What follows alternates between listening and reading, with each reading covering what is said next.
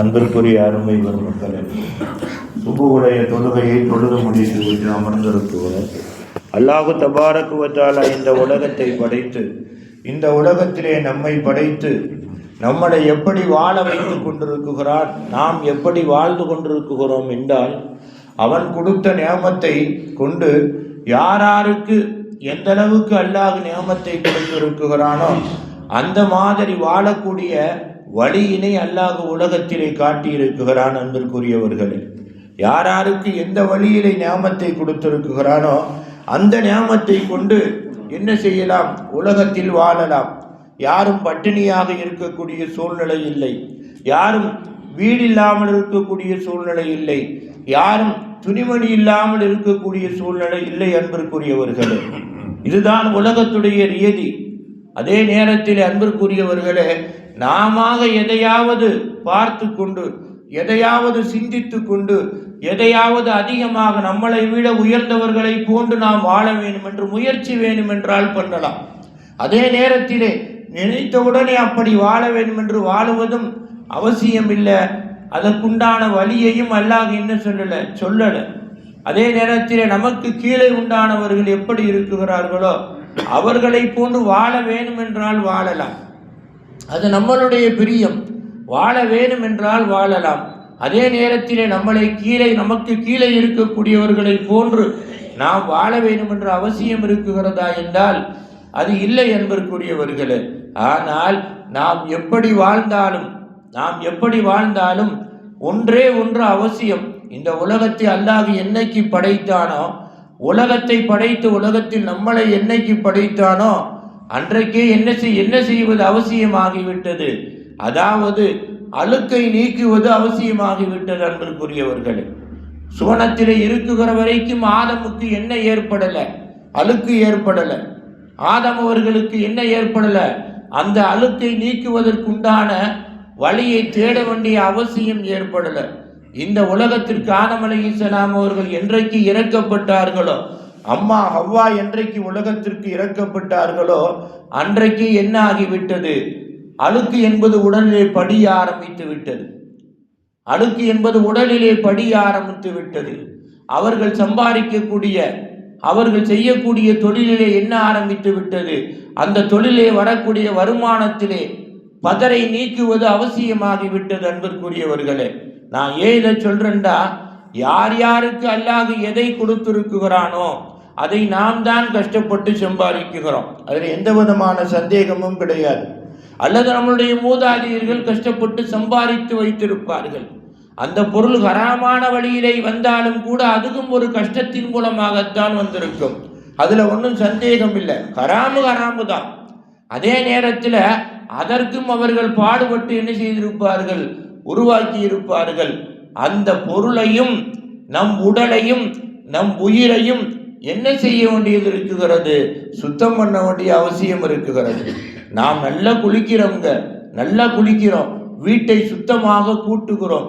மறுநாள் காலையிலே பார்த்தோமே ஆனால் வீட்டிலே அழுக்கு இருப்பதே தெரியாது. இன்றைக்கு இருக்கக்கூடிய வீடுகளிலே அழுக்கு இருப்பதே தெரியாது. கூட்டினால் அழுக்கு வரும். அதே மாதிரி நல்லா குளிச்சுட்டு என்ன செய்வோம், நல்ல ட்ரெஸ்ஸு போடுவோம். ஏன்னா கொஞ்ச நேரம் ஆகின்ற பொழுது உடம்பிலே ஒரு சில இடங்களிலே இருந்து வாடைகள் வர ஆரம்பிக்கும். ஒரு நாள் ஆகின்ற பொழுது உடம்பு பூரா என்ன செய்யும், வேர்வையினுடைய வாடை வர ஆரம்பிக்கும். அன்பிற்குரியவர்களே, இரண்டாவது நாள் குளிக்காவிட்டால் அந்த வேர்வையின் மூலமாக நாம் போட்டிருக்கக்கூடிய துணி அழுக்கு தெரியும். இதே மாதிரி தான் நாம் வைத்திருக்கக்கூடிய பொருளாதாரமும். வெயிலிலே கஷ்டப்பட்டு, குளிரிலே கஷ்டப்பட்டு, மனைவி மக்களை விட்டு, எல்லா வகையான சூழ்நிலையும் விட்டு என்ன செய்வோம், கஷ்டப்பட்டு சம்பாதிப்போம். அதுலையும் அழுக்கு வருமானா, அதுலையும் அழுக்கு வருங்க.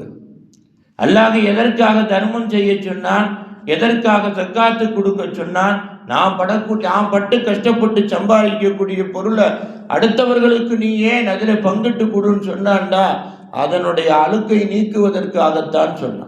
அதனால் அல்லாஹ்வுக்கு எந்த லாபமாவது ஏற்பட போகிறதா, அல்லது நாம் கொடுக்காவிட்டால் அல்லாஹ்வுக்கு எந்த நஷ்டமாவது ஏற்பட போகிறதா? எதை நம்மளிடத்திலே கொடுத்திருக்கிறானோ அது உடலாக இருந்தாலும் சரி, உயிராக இருந்தாலும் சரி, பொருளாக இருந்தாலும் சரி, அன்பிற்குரியவர்களே, அல்லாஹ் எதற்காக தர்மம் கொடுக்க சொன்னான் தெரியுமா? ஒரே ஒரு விஷயம் நல்லா புரிஞ்சுக்கங்க. அல்லாஹ் கொடுத்த அந்த பொருள், உடலாகட்டும், உயிராகட்டும், பொருளாகட்டும், நாம் நினைக்குகிற வரைக்கும் நம்மளிடத்திலே இருக்க வேணும் என்பதற்காக கொடுக்க சொன்னான். அதிலே உள்ள அழுக்கை நீக்க சொன்னான். அழுக்கை நீக்காவிட்டால் என்ன ஆகும்? அதற்கு அல்லாஹ் கூலியும் கொடுப்பதாக சொல்லுகிறான். நாம் அழுக்கை நீக்குவதற்கு கூலியும் கொடுப்பதாக சொல்லுகிறான். அதனால் அவனுக்கு என்ன பிரயோஜனம்? அல்லாஹ்வுக்குண்டா அவனுடைய சொல்லுக்கு கட்டுப்படுகிறோம். நபிகள் நாயகம் ஸல்லல்லாஹு அலைஹி வஸல்லம் இடத்திலே வந்து ஜிப்ரீல் கேட்கிறார்கள், யா முஹம்மத், யா முஹம்மத், நீங்கள் சம்பாதிக்குகிறீர்கள், நீங்கள் கஷ்டப்பட்டு பொருளை உருவாக்குகிறீர்கள், ஏன்னா அதை கொடுப்பதினால் அல்லாஹ் உங்களுக்கு என்ன வெகுமதி தருகின்றான் என்று உங்களுக்கு தெரியுமா? பெருமானார் ஸல்லல்லாஹு அலைஹி வஸல்லம் அவர்கள் கேட்கிறார்கள், நாங்கள் சம்பாதித்து நாங்கள் சாப்பிட்டு விட்டு நாங்கள் கொடுக்குகிறோம், அதனால் அல்லாஹ்வுக்கு எந்த ஒரு பலனும் இல்லையே, எந்த ஒரு பிரயோஜனமும் அல்லாஹ்வுக்கு ஏற்பட போவதில்லையே. ஆகையினால் அல்லாஹ் வெகுமதி கொடுக்குகிறானா? என்ன வெகுமதி கொடுக்குகிறான்? ஜிப்ரீல் அலைஹிஸ்ஸலாம் அவர்கள் சொல்லுகிறார்கள், அதாவது உங்களுடைய உடம்பிலே உண்டான அழுக்கை நீக்குவதினால் உடம்பு சலாமத் பெறுகின்றது, உயிரிலே உண்டான அழுக்கை நீக்குவதினால் உயிர் சலாமத்து பெறுகின்றது, பொருளே உண்டான அழுக்கை நீக்குவதினால் பொருள் சலாமத்து பெறுகிறது. அல்லாஹ் கொடுக்கக்கூடிய வெகுமதியாகப்பட்டது இந்த மூன்றோடும் சேர்ந்திருக்கும் என்றாண்டு பெருமானார் ஸல்லல்லாஹு அலைஹி வஸல்லம் கேட்கிறாங்க. அல்லாஹ் சொல்லி தருகிறான். ஜிப்ரீல் வந்து சொல்லுகின்றார், முகம்மதே, நீங்கள் கொடுக்கக்கூடிய அந்த அழுக்கை நீக்குகிறீர்கள் அல்லவா, அதற்கு கூலியாக அல்லாஹ் 3ஐ தருகின்றான். என்ன 3ஐ தருகின்றான்? நீங்க 3வது ஜுஸுல எடுத்து பார்த்தீங்கன்னா தெளிவா சொல்லுவான் அல்லாஹ், அல்லதீன யுன்ஃபிகூன அம்வாலஹும் ஃபீ சபீலில்லாஹ், அதாவது உங்க யார் தங்களுடைய பொருளை அல்லாஹ்வுடைய பாதையிலே செலவழிக்குகிறார்களோ, அல்லதீன யுன்ஃபிகூன அம்வாலஹும் ஃபீ சபீலில்லாஹ், யார் அல்லாஹ்வுடைய பாதையிலே அவர்கள் பொருளை செலவழிக்குகிறார்களோ அது என்ன தெரியுமா? கமசலி ஹப்பத்தின், பூமியிலே ஒரு விதையை போடுவதை போல, பூமியிலே ஒரு விதையை என்ன செய்வதை போல, வெள்ளாமைக்கு போடுவதை போல, அம்பத்தத்து சபா சனாபீல, அந்த விதையிலே இருந்து என்ன செய்கின்றது? 7 விதையை என்ன செய்கின்றான்? அல்லாஹ் முளைக்க செய்கிறான். அம்பத்தத்து சபா சனாபீல, 7 விதையை முளைக்க செய்கிறான். மின்குள்ளி சும்புலத்தின், நீ போடக்கூடிய விதையில இருந்து 7 கதிரை முளைக்க செய்கிறான். அந்த ஒவ்வொரு கதிரில இருந்து மேத்தகப்பா 100 விதையை முளைக்க செய்கிறான். போடக்கூடிய ஒரே ஒரு வித்தில இருந்து 7 கதிர் வெளியாகின்றது. அந்த 7 கதிரிலே இருந்து என்ன செய்கின்றது? ஒவ்வொரு கதிரிலேயும் 100 வகையான வித்து வெளியாகின்றது. அதை நீ கண்கூடாக பார்க்குகிறாய் அல்லவா அப்படின்னு சொல்லிட்டு அல்லாஹ் நாடினால் யுலாஇஃபு லிமன் யஷா, அதை விட அந்த 100ஐ விட கூட அதிகமாக கொடுக்க முடியும், அவனுக்கு முடியாத காரியம் இல்லை அப்படின்னு அல்லாஹ் சொல்லுகிறான் அல்லவா அன்பிற்குரியவர்களே.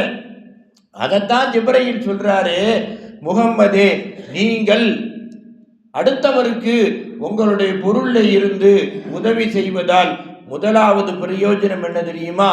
நீங்கள் கொடுக்கக்கூடியது 1ஆக இருந்தால் அல்லாஹ் என்ன செய்வான்? 10ஆக அதிகமாக்கி தருவான். இரண்டாவது என்னன்னு கேட்குறாங்க. அடுத்து இருக்கான்னு கேட்குறாங்க. ஜிப்ரீல் சொல்றாங்க, ஆமாம் அடுத்து இருக்குது. அடுத்து என்ன வரும்? என்ன அப்படின்னு கேட்குற பொழுது ஜிப்ரீல் அலைஹிஸ்ஸலாம் அழகாக சொல்லுகிறார்கள், இரண்டாவது என்ன தெரியுமா முகம்மதே? வாழ்க்கையிலே கஷ்டம் என்பது ஏற்படாது, வாழ்க்கையிலே எந்த கஷ்டமும் ஏற்படாது. நீ கொடுக்கக்கூடிய அந்த தர்மம் என்ன செய்யும்? எல்லா வகையான கஷ்டத்தில் இருந்து உனக்கு பாதுகாப்பு கொடுக்கும். மூணாவது என்னன்னு கேட்கிறாங்க. பெருமானார் ஸல்லல்லாஹு அலைஹி வஸல்லம் ஜிப்ரீல் அலைஹிஸ்ஸலாம் அவர்கள் சொல்லுகிறார்கள், முகம்மதே, மூணாவது என்ன தெரியுமா? யார் தான் சம்பாதித்த பொருளை அடுத்தவர்களுக்கு முடிந்த அளவுக்கு தானம் செய்கிறாரோ அவருக்கு திடீர் மௌத்து வரவே வராது, அவசர மௌத்து வரவே வராது. அவருக்கு பெரும் நோய் என்பது தொடவே தொடாது. அடுத்தபடியாக அவருடைய பொருளாதாரம் உயர்ந்து கொண்டு போகுமே தவிர அவருடைய பொருளாதாரம் என்ன செய்யாது, தாழவே செய்யாது. அவருடைய பொருளாதாரம் தாழவே செய்யாது. அருமை நாயகம் ஸல்லல்லாஹு அலைஹி வஸல்லம் கேட்கிறாங்க, ஒரு மனிதருக்கு அவருக்கு உண்டான அளவுதான் இருக்குகிறது, அவர் சாப்பிடக்கூடிய அளவுதான் இருக்குகிறது, அதிலும் கொடுக்க வேண்டுமா? ஜிப்ரீல் சொல்லுகின்றார், அதிலேயும் கொடுக்க வேண்டும். அப்ப அவருக்கு சாப்பாடு எப்படி பத்தும்? அழகாக சொல்லுகிறார், வயிற்றை நிரப்பக்கூடியவன், வயிற்றை நிரப்பக்கூடியவன் அல்லாஹ்வை தவிர சாப்பாடு அல்ல. வயிற்றை நிரப்பக்கூடியவன் அல்லாஹ்வை தவிர சாப்பாடு அல்ல. உதாரணமாக பார்க்கலாமுங்க, நிறைய பேருக்கு எல்லாமே இருக்கும், மன நிம்மதியே இருக்காது. ஏன் எல்லாம் வந்த நியமத்தையெல்லாம் ஏன் மன நிம்மதியை கொடுக்கல? ஒரு சிலருக்கு அன்றாட வாழ்க்கை நடத்தத்தான் முடியும், ஆனால் அவங்கள்ட்ட மன நிம்மதி இருக்கும். ஏன் ஒன்றுமே இல்லாமல் மன நிம்மதி எப்படி வந்துச்சு? அப்போ உண்டாக்குவதும் அழிப்பதும் கொடுப்பதும் கெடுப்பதும் யாருடைய கையில இருக்குகிறது? அல்லாஹ்வுடைய கையில இருக்குகிறது. அன்பிற்குரியவர்களே, ஒரே ஒரு விஷயத்தை 2 நிமிஷத்துல சொல்லி முடிக்கிறேன்.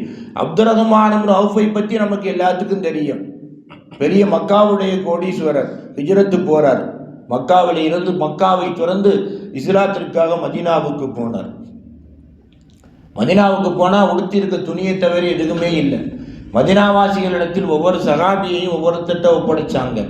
அப்துர் ரஹ்மான் இப்னு அவ்ஃபை ஒரு சஹாபியிடத்தில் ஒப்படைச்சாங்க. இவரை நீங்கள் கொண்டு இப்போதைக்கு பாதுகாருங்கன்னு அவர் வாங்கன்னு கூட்டிகிட்டு போனார். கூட்டிகிட்டு போய் வீட்டை திறந்தார். அப்துர் ரஹ்மான் இப்னு அவ்ஃப் எவ்வளவு சொகுசாக இருந்தவர், எவ்வளவு சொத்தோடு இருந்தவர். வீட்டை திறந்தார். ஒரே ஒரு ஹால், ஒரே ஒரு துப்பட்டி, அதை விரித்து அப்துர் ரஹ்மான் இப்னு அவ்ஃப் ரலியல்லாஹு தஆலா அவர்களை உட்கார வைத்தார். உட்கார்ந்தாங்க. திடீர்னு அவர் என்ன செஞ்சார்? எந்திரிங்கன்றார். எந்திரிச்சாங்க. அந்த துப்பட்டி எடுத்தார். அப்துர் ரஹ்மான் இப்னு அவ்ஃபுடைய கையிலேயே கொடுத்தார். என்ன செய்ய போறாங்கன்னாங்க, இதை 2ஆக கிழிக்கப் போகிறேன். கிழித்தார். கிழிச்சு என்ன செஞ்சார்? ஒரு பகுதியை தரையிலே விரித்தார், ஒரு பகுதியை தடுப்பு போட்டார். என்னன்னு கேட்டாங்க அப்துர் ரஹ்மான் இப்னு அவ்ஃப், இது உங்கள் வீடு, இது என் வீடு, இது என் வீடு, இதிலே தான் வாழ்க்கை நடத்தப் போகிறோம். நடத்தினார்களா இல்லையா? தொழில் செய்வதற்கு தொழில் செய்வதற்கு வழி என்னன்னு கேட்கிற பொழுது யோசிச்சுக்கிட்டே இருந்தாங்க அப்துர் ரஹ்மான் இப்னு அவ்ஃப். கடைசியில் அவர்கிட்டே சொன்னாங்க, எனக்கு உங்களால் முடிந்த அளவுக்கு கொஞ்சம் ஒரு சில திருகங்களை கொடுங்கள், அதை வைத்து நான் தொழில் செய்கிறேன். அவர் எத்தனை திருகம் கொடுத்தார்? 40 திருகம் கடனாக கொடுத்தார். 40 திருகத்தை கடனாக கொடுத்தார். அதை வைத்து தொழிலை ஆரம்பித்தார்கள். அல்லாஹ் என்ன செஞ்சான்? மக்காவில் எந்த சொத்துக்கு அதிபதியானாரோ அதே சொத்துக்கு அல்லாஹ் அதிபதியாக்கினான். காரணம், அந்த காசை கொண்டு என்ன செய்தார்? தொழில் செய்தார். அதிலே உண்டான அழுக்கை நீக்கி கொண்டே இருந்தார். அல்லாஹ் ரசூல் சொல்லிக் கொடுத்த வழியில் என்ன செஞ்சார்? நடந்துக்கிட்டே இருந்தார். ஆகையினால் அன்பிற்குரிய அருமை பெருமக்களே, நாம் அல்லாஹ் கொடுத்த நியமத்து நமக்குத்தான் சொந்தம். நாம் தான் உருவாக்கினோம், அல்ல நம் மூதாதையர்கள் உருவாக்கினார்கள். இல்லை என்றாலும் அதில் ஒன்றும் சந்தேகம் கிடையாது. அது நிரந்தரமாக இருக்க வேண்டுமே, ஆனால் அதில் உள்ள அழுக்கு நீக்க வேண்டும். அந்த அழுக்கை நீக்காவிட்டால் எல்லாமே நம்மளோடு போயிடும். அழுக்கை நீக்கியவர்கள் எல்லாம் அவர்கள் போனாலும் கூட அவர்கள் வாரிசுகள் உலகத்தில் இருக்குகிறார்கள்.